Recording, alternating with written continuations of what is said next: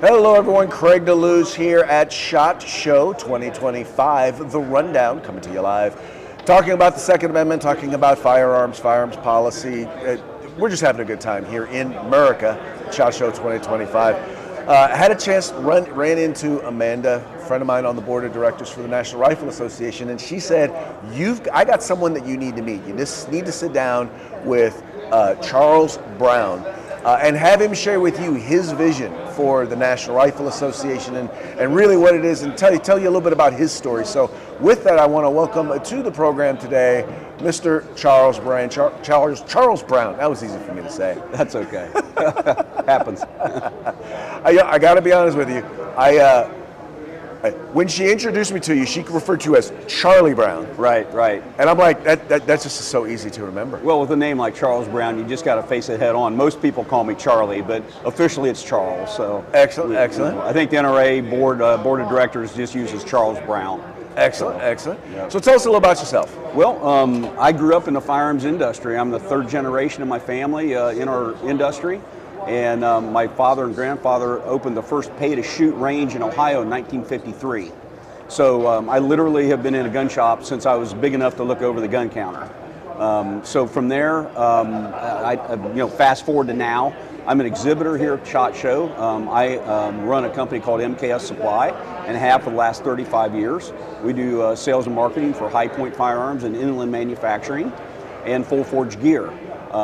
Tactical gear, bags, range bags, that type of thing. So literally my whole life has been revolved around the firearms industry and the Second Amendment.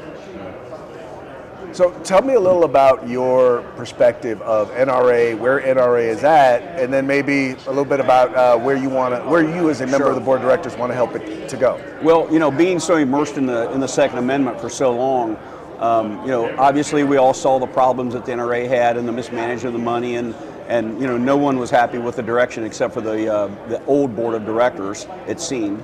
I was always taught if you don't like something, get involved and change it. A couple years ago, I wanted to run for the board, and I wouldn't do that while Wayne was still there because he had a stranglehold on everyone. So now that Wayne's gone, I jumped right in and, doing my thing here, trying to get elected as a board member. The new board of directors, the reformers as we're called, there's 28 reformers. We're all like-minded. We all want to bring integrity, real transparency, and trust back to the members of the NRA because the NRA is a members organization. The reform candidates are comprised of, we're caretakers, right? We're nurturing this to the next generation, and we want to continue that. And, we want to return the NRA back to the members who basically run it.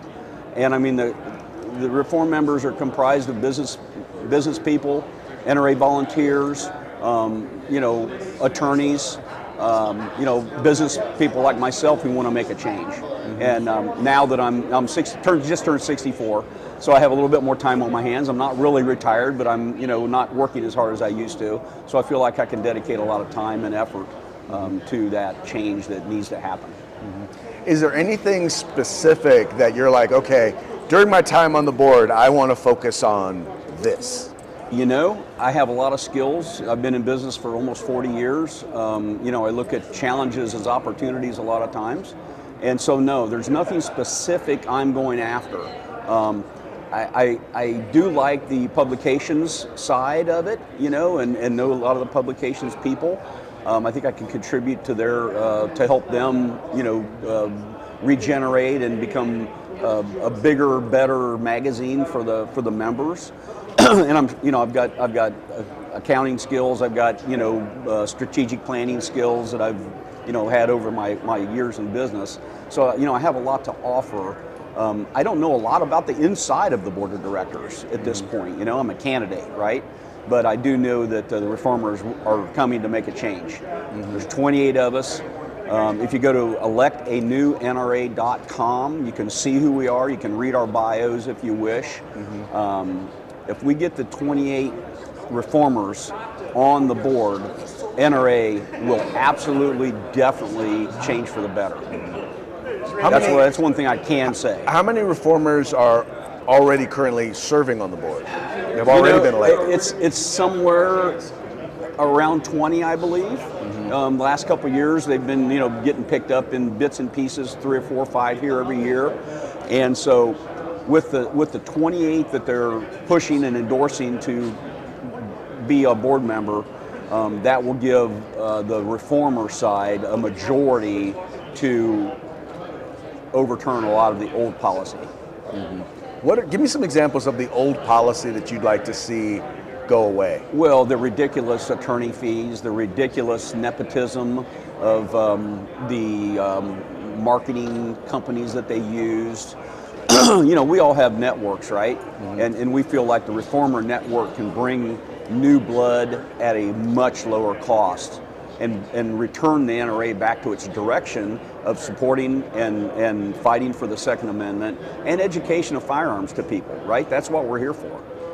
So we're gonna downsize it in expenses and upsize it in exposure. I think a lot of people just felt like they got off mission.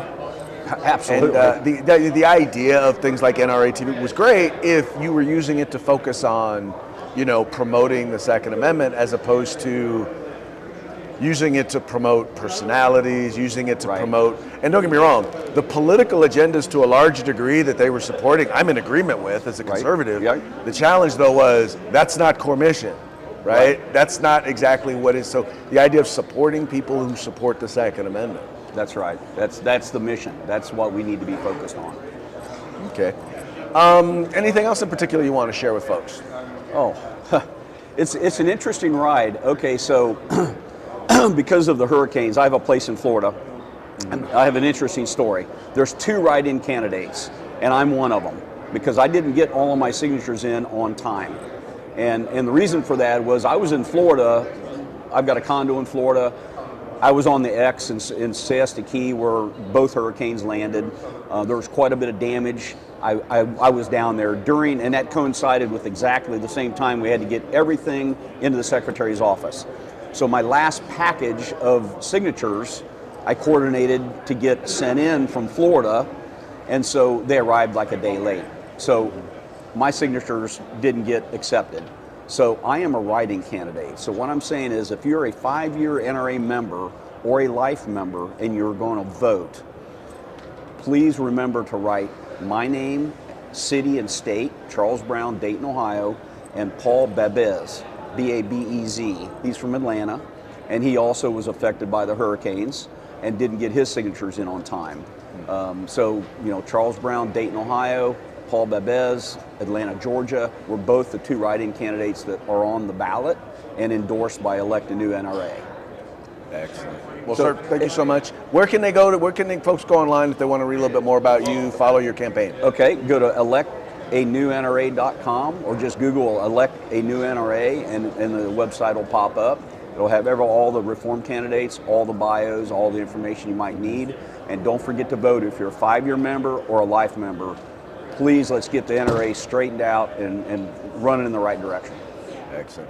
Thank you so much for taking time to sit down with us. Ladies and gentlemen, Mr. Charles Brown, or AKA Charlie Brown. That's right. Don't forget Charlie Brown. When you're voting for the NRA Board of Directors, this is one of the folks that you need to make sure that you write in. Write it in. Make sure that you write. Make it's sure on the back of the ballot.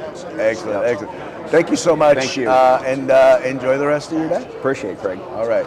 All right, folks, you take care. We will be right back with more interviews from SHOT Show 2025.